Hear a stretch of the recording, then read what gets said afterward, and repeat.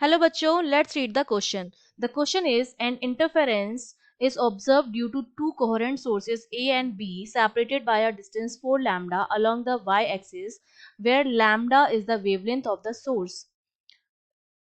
A detector D is moved on the positive x-axis, the number of points on the x-axis, excluding points x equals to 0 and x equals to infinite, at which maximum will be observed. तो हमें बताना है कि x axis पर हमें वो points बताने हैं जहां पर हमें क्या मिलेगा, मैक्सिमम मिलेगा। तो देखिए इस क्वेश्चन को सॉल्व करने के लिए जो की कॉन्सेप्ट आपको पता होना चाहिए, हमें पता होता है कि जब कोई भी दो वेव्स या कोई भी दो सोर्स जिनके बीच में पार्ट डिफरेंस है, जिनकी वेव्स के बीच में पार्ट डिफरेंस है, वो क्या करते हैं, इंटरफेरेंस करते हैं।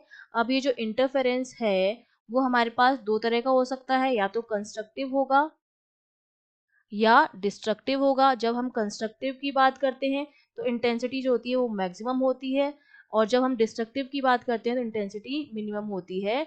डिस्ट्रक्टिव में जो डेल्टा एक्स होता है वो एन लैम्डा के ऑर्डर का होता है कंस्ट्रक्टिव में, और अगर मैं डिस्ट्रक्टिव की बात करूं तो डेल्टा एक्स जो कि मेरा पार्ट डिफरेंस है वो 2n-1 लैम्डा बाय 2 के ऑर्डर का होता है डिस्ट्रक्टिव में।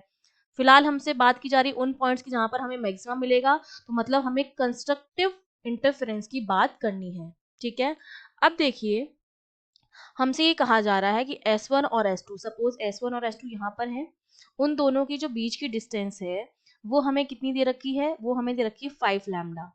ठीक है, ये हमने मान लिया कोई S1 है जो A वाला था, ये S2 है। इस तरह से किसी एक्सिस पर ये x1 है, ये s2 है, दोनों के बीच की जो लेंथ है वो 4 लैम्डा हमें दे रखी है। ठीक है, अब ये हमारा क्या है, एक्स एक्सिस है।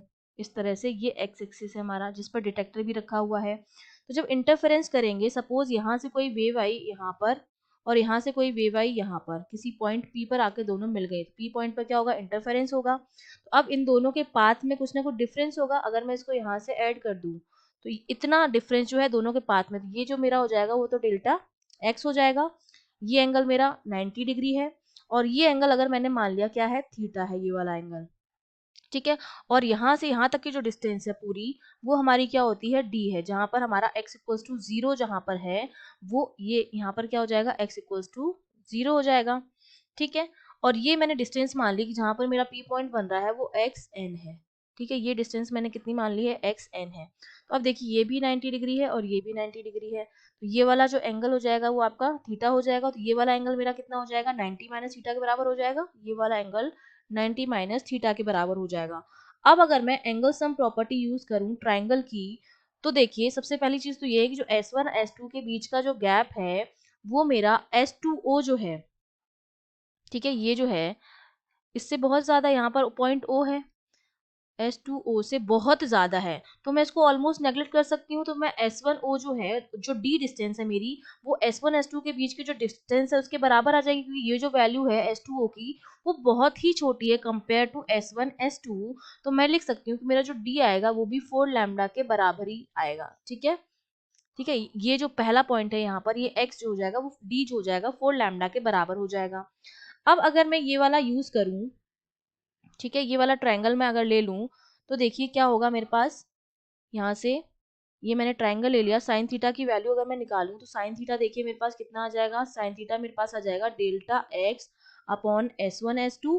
तो यहाँ से डेल्टा एक्स की जो वैल्यू आ जाएगी वो आ जाएगी 4 लैम्डा साइन थीटा के बराबर। ठीक है, अब अगर मैं साइन थीटा की वैल्यू निकालूं इस ट्राइंगल से, तो देखिए साइन थीटा मेरा कितना आएगा, ये पूरा डी है और ये मैंने एक्स एन मान लिया है, तो साइन थीटा मेरा आ जाएगा d upon under root of d square plus x n का स्क्वायर।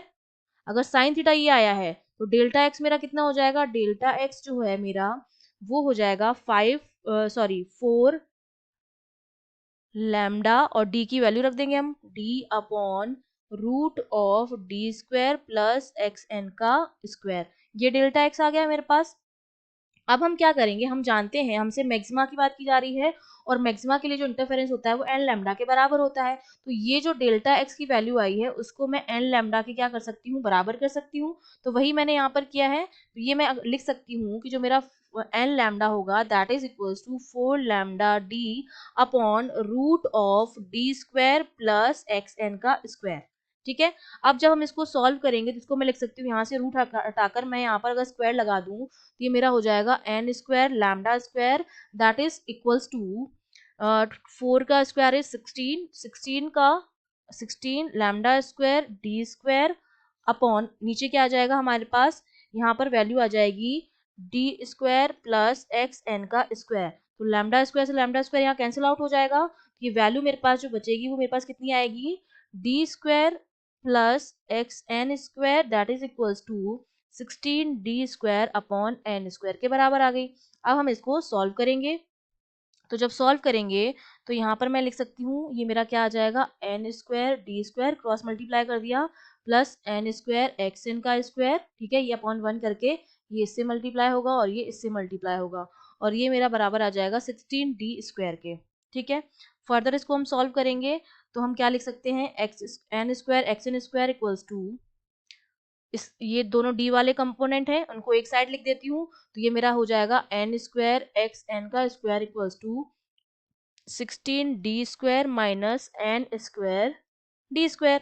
तो यहाँ से एक्स एन की वैल्यू अगर मैं निकालूं तो एक्स एन का स्क्वायर जो मेरे पास आ जाएगा वो कितना आ जाएगा, वो मेरे पास आ जाएगा 16 d square minus n square d square upon n square. इसको हम फर्दर सॉल्व करेंगे तो ये वैल्यू मेरे पास कितनी आ जाएगी, डी स्क्वायर अगर मैं यहाँ से अगर d square upon n square निकाल लें तो ब्रैकेट में क्या बचेगा, 16 माइनस एन का स्क्वायर, ये बचेगा हमारे पास। तो यहाँ से फर्दर मैं सॉल्व करूँ तो ये वैल्यू मेरे पास जो आ जाएगी, एक्स एन की जो वैल्यू आ जाएगी मेरे पास वो कितनी आ जाएगी, यहाँ से एक्स एन जो मेरा हो जाएगा डी अपॉन एन, स्क्वायर हटाया दोनों साइड और यहाँ पर रूट में मेरे पास क्या आ जाएगा, 16 माइनस एन का स्क्वायर। तो इसका मतलब एक्स एन जो हो जाएगा मेरे पास, एक्स एन इक्वल्स टू कितना हो जाएगा, डी की वैल्यू रख देते हैं, डी की वैल्यू कितनी आई थी, 4 लैम्डा के बराबर आई थी, तो ये हो जाएगा 4 लैम्डा और यहाँ पर ब्रैकेट में मेरे पास हो जाएगा 16 minus n square upon n. ठीक है, ये मेरे पास आ गई है एक्स एन की वैल्यू। अब मैं क्या करती हूँ, इस एन की वैल्यू बार बार रखूंगी, एन की वैल्यू मैं 0 रखूंगी, एन की वैल्यू मैं 1 2 3 इस तरह से एन की वैल्यू जो है वो चेंज करूंगी मैं। ठीक है, जब मैं n की वैल्यू 0 रखूंगी, यहाँ पर अगर मैं 0 रख दूं तो मेरे पास जो xn आ जाएगा वो आ जाता है इनफाइनाइट के बराबर। ठीक है, जो n 0 रखूंगी तो xn मेरा आ जाएगा इनफाइनाइट के बराबर। सिमिलरली जब मैं n की वैल्यू 1 रखूंगी, n मैंने कितना रख दिया है, 1 रख दिया, इस फॉर्मूले में जो xn आया है मेरा, इस फॉर्मूले में जब मैं 1 रखूंगी तो मेरा वो x 1 के बराबर आएगा जिसकी वैल्यू हमारे पास कितनी हो जाएगी, 4 लैम्डा और ब्रैकेट में कितना हो जाएगा, ब्रैकेट में हमारे पास हो जाएगा रूट ऑफ 16 माइनस 1 अपॉन 1, इतना आ जाएगा हमारे पास। तो ये कितना आ गया मेरे पास, x1 की वैल्यू मेरे पास कितनी आ गई, 4 lambda and root of 15। Similarly n की वैल्यू मैं 2 रखूंगी, n की वैल्यू जब 2 रखूंगी तो क्या लिख सकती हूँ मैं, उस टाइम पे मेरा x2 आएगा, वो कितना आएगा, 4 लैम्डा अंडर रूट 16 माइनस 2 का स्क्वायर इज 4 अपॉन 2 हो जाएगा। तो ये x2 की जो वैल्यू आ जाती है मेरे पास कितनी आ जाएगी, 4 लैम्डा रूट ऑफ 16 में से 4 12 बाय 2, ये x2 की वैल्यू आ गई है। सिमिलरली हम n इक्वल्स टू 3 रखेंगे, n इक्वल्स टू जब 3 रखेंगे, ये वैल्यूज मैं यहाँ पुट कर देती हूँ। ठीक है, n इक्वल्स टू 3 वाली, n इक्वल्स टू जब मैं 3 रखूंगी तो मेरा क्या आएगा, x3 आएगा, उस x3 की वैल्यू मेरे पास क्या आ जाएगी, 4 लैम्डा रूट ऑफ 16 माइनस 3 का स्क्वायर इज 9 अपॉन 3। तो ये x3 मेरे पास कितना आ जाएगा, 16 माइनस 9 इज 7, तो ये हो जाएगा 4 लैम्डा रूट ऑफ 7 अपॉन 3। अब लास्ट हो गया, n इक्वल्स टू मैं क्या रखूंगी, 4 रखूंगी, तो जो आएगा वो x4 होगा। तो x4 की जो वैल्यू आएगी कितनी आएगी, 4 lambda root of 16 minus 16 upon 4, 16 minus 16 0 हो जाएगा, तो x4 की जो वैल्यू आ जाएगी वो फाइनली क्या आ गई, 0 आ गई। ठीक है, तो देखिए हमारे पास एक तो n जब 1 रखा तब इनफाइनाइट आया, तो ये वैल्यू मुझे एक्सक्लूड करनी है, नहीं काउंट करनी है, और एक जब n इक्वल्स टू 4 रखा तो मेरे पास 0 आई, तो ये वैल्यू भी काउंट नहीं करनी है। तो बीच की कितनी वैल्यूज मेरे पास आ गई, 1 2 और 3, तो 3 जो वो हमें मिलेंगे वो क्या मिलेंगे, 3 पॉइंट पर हमें यहाँ पर तो 0 मिल जाएगा और एक पॉइंट पर इनफाइनाइट मिल जाएगा और बीच में हमारे पास 1 2 और 3 मिलेंगे। ठीक है, 3 हमको मैक्सिमा मिलेंगे। तो हमारा ऑप्शन क्या हो जाएगा? Option A 3। I hope you understood well. All the best.